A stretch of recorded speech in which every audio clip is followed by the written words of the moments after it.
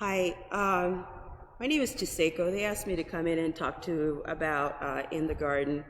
In the Garden is part of the community ministry that was started a little bit over, I want to say 12 years ago. And it actually started off here in the church. We're making sandwiches at the back of the church after 10:30 services and pass on the sandwiches afterwards. Over the years, it has evolved. We started off serving about, I want to say 20, maybe 30 people. Now we're upwards of 60 up to 100, even more than 100 people at a times. And to me, it's not just about serving meals. I like to think that the whole seed of me starting with In the Garden started off after I read the book called In the Emptiness of Our Hands. And in the book, it talked about the experience in Columbus, Ohio, and homelessness in Columbus, Ohio. And it was Phyllis and James that went around for a period of time in Columbus. And they were fully present, talking to individuals that were living in the streets then, and kind of see and know what their needs are, and just being fully present. And just being involved within a garden for me, I try to practice that and being fully present and try to see what the needs are. Whereby when we started, the needs were food. I want to say up until like maybe a few years ago, there's no other place other than Trinity where people can come and get a hot meal on a Sunday afternoon. Other places have evolved and opened and closed, but we're still here.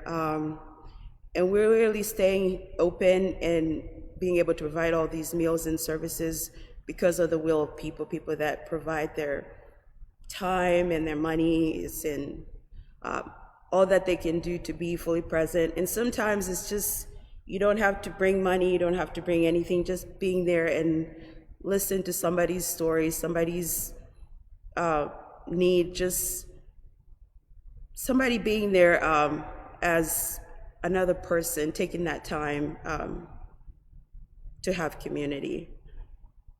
And as part of this community, I may not live on the street, but I'm part of the streets, and I feel like that's part of my community now.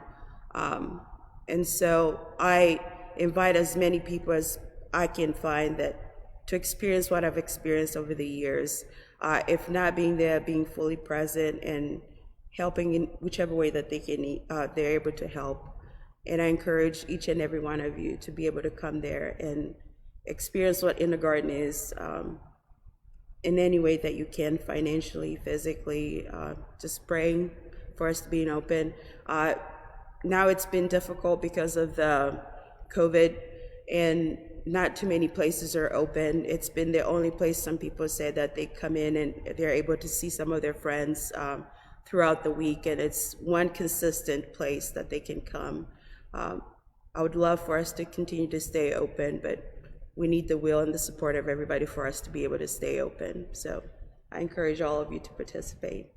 Thank you. Amen.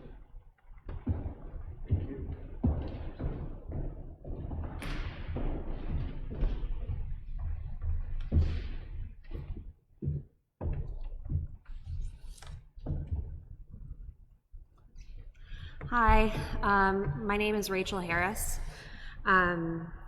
Today I wanted to share with the congregation a little bit about why Trinity is so important to me, and kind of how through changing times it continues to evolve and be important. So we've all been experiencing a lot of changes recently. I have been experiencing some additional changes. I don't know if you can see, but my husband and I are expecting our first child in about 10 weeks. And for me, the Episcopal Church has always been a source of constancy. I grew up in a small congregation where I really found stability and love in that community. It's where, I learned about Christ's love and how to share that love with others. And while I don't know logistically kind of what the next few years are going to look like for me and for my child, I know that by making my annual pledge to Trinity, I am supporting a place where my son will get to experience the love of Christ and get to experience this wonderful community, no matter what that looks like. So that is one great gift that I've been given by the Episcopal Church and by Trinity, and I thank you for that.